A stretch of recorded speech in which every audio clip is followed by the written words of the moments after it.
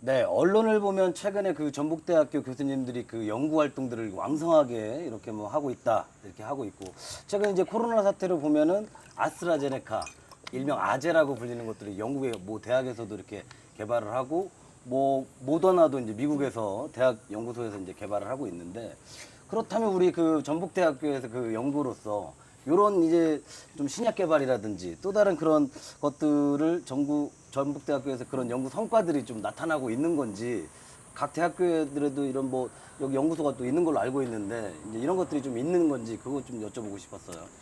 뭐 참 아픈 곳을 참 제대로 짚으셨습니다. 짚었군요. 예. 요즘 젊은 층들이 하는 말 있지 않습니까? 뼈 때리는 말이라고.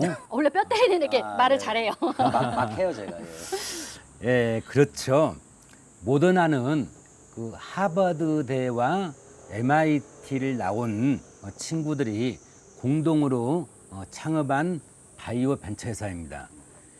우리가 알고 있는 코비드-19, 코로나19 백신이 나오기 전까지만 해도 이 모더나라는 회사는 그 어떤 성과가 거의 없는, 거의 무명의 회사였습니다. 창업 초기부터 이 친구들은 약간 전문 용어인데요. 메신저 RNA라고 하는 그 세포 치료제 쪽에 집중해 왔었죠. 그러다 보니까 그러한 그 기초 기술이 개발되어 있다 보니까 코로나19 상황에서 재빠르게 백신을 개발해서 이 바이오 산업의 그 대전환을 이룬 케이스이지요. 그러면 방금 그 말씀하신 것처럼 왜 국내 또는 전북대학교에서는 이러한 성과가 못 나오고 있는가? 전북대를 비롯한 대부분의 대학에서는 어떠한 양적인 연구 성과를 중시하고 있습니다. 즉 질적보다는 많은. 양을 더 많이 선호하고 있는 거죠. 혁신적이고 도전적인 그러한 연구에 대해서는 지원을 안 해줍니다. 또 단기간의 연구 성과를 중시하다 보니까 장기간의 연구도 지원이 거의 힘든 상황입니다. 아울러서 이런 요즘에 융복합이 대세이지 않습니까? 근데 그런 융복합 사업을 하기에도 많은 여건이 지금 부족해요. 개인이 그 분절적으로 끊겨 있는 단편적인 연구에 치중해 있습니다. 이웃한 일본만 해도 한우물을 파는 그런 장기적인 연구자가 우대를 받고 있습니다. 그러니까 매년 노벨상 수상 시기만 되면은 일본에서는 몇 명이 나왔는데 대한민국은 없다고 하지 않습니까?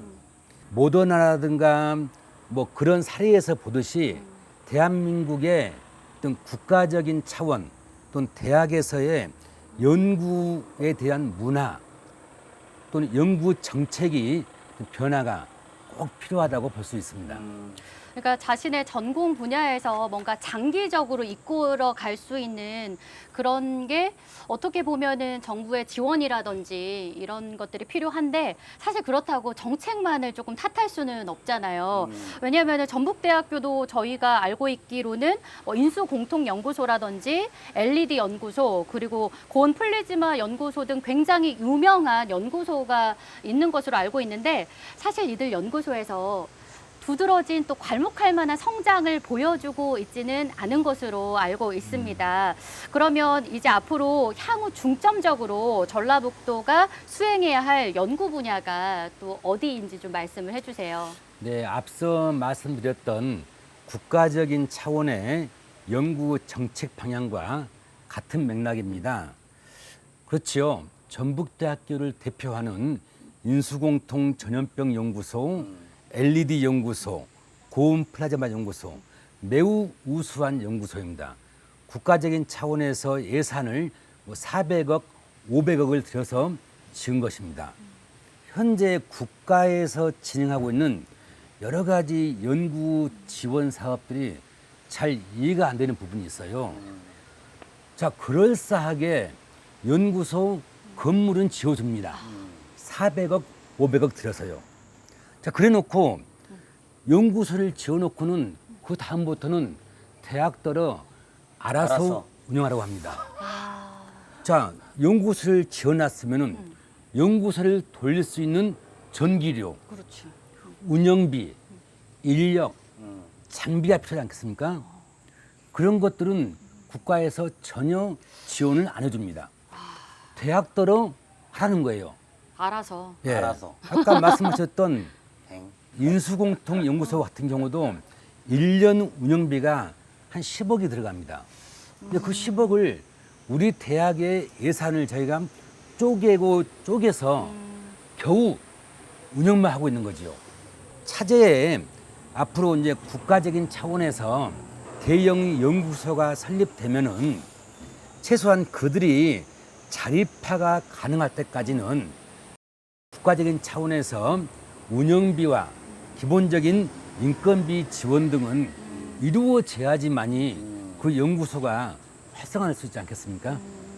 맞아요. 이제 장기적으로 우리가 끌고 가기 위해서는 뭔가 보여주기식으로 다 이렇게 건물 외관만 지어놓는 게 아니라 뭔가 계속해서 운영할 수 있는 이런 지원 정책이 좀 뒷받침되어야겠다라는 좀 생각이 드네요. 네, 그 질문 중에 하나 빼먹은 것이 있는데요.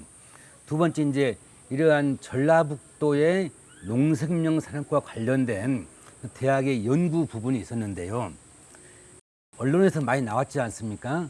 파프리카 1g의 가격이 금 1g보다 더 비싸다. 제가 그거 알아요. 찍었잖아요.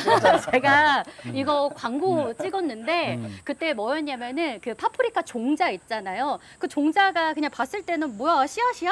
하고 막 이게 제가 이렇게 하찮게 여기다가 그 이야기를 듣고 막 이렇게 주워 모았었던 그런 기억이 있어요. 네, 그렇지요. 전라북도와 전북대학교가 상생 발전하기 위해서는 그러한 종자, 동물과 식물의 어떤 유전 육종에 대한 연구가 매우 필요합니다. 또 한 가지 방울토마토 아시죠? 너무 좋아하죠. 네, 이 방울토마토를 개발한 곳이 바로 이스라엘의 히브리 대학입니다. 이 히브리 대학은요, 방울토마토 종자를 팔아서 1년에 무려 6천억의 돈이 대학으로 돈이 들어옵니다. 진짜요? 네, 교수님 뭐 연구하고 계신 거 없으세요? 저는 분야가 그쪽은 아니거든요. 저희 같이 한번 연구. 참기름이죠, 참기름. 자, 그래서요, 결국은 전라북도 지역이 살고 대학에 살려면은 그 지역 맞춤형 연구가 필요합니다. 전라북도가 바로 아시아 최대의 농생명 수도가 아니겠습니까? 그래서 앞으로 전북대학교가 지향해야 될 연구는 뭐 바이오 헬스 또는 여러 가지 복합 소재도 매우 중요합니다. 저희가 꼭 병행해서 해야 될 연구가 이러한 농생명에 맞는 종자, 즉 유전 육종 연구를 저희가 반드시 활성화할 필요가 있겠습니다. 너무 좋은 말씀이시고 사실 뭐 전북이 뭐 특히 막 첨단으로 뭐 돼 있는 게 없고 뭐 반도체 이런 것들도 없고 그래서 뭐 농업 뭐 이런 쪽으로만 이렇게 해야 되냐. 근데 사실 지금은 이제 식품 전쟁, 맞아요. 그 종자 전쟁 이런 것들이 일어나기 때문에 오히려 아시아에서 농생명으로 좀 여기에 이제 첨단을 더하면 요새 뭐 융합 뭐 이렇게 그 뭐라 그러죠? 그 뭐 첨단을 여기다 이렇게 합하면 좀 더 그 아시아 뭐 농생명 첨단 단지들이 이제 뭐 전라북도에 뭐 새만금과 뭐 이런 데로 또 어울려져서 각 지역별로도 또 거기에 맞는 거점들이 좀 생겨서 좀 만들어지지 않을까. 거기에 네. 또 거점 대학으로서 또 역할을 할 수 있지 않을까. 네, 그런 생각을 또 그렇습니다. 하면서 네.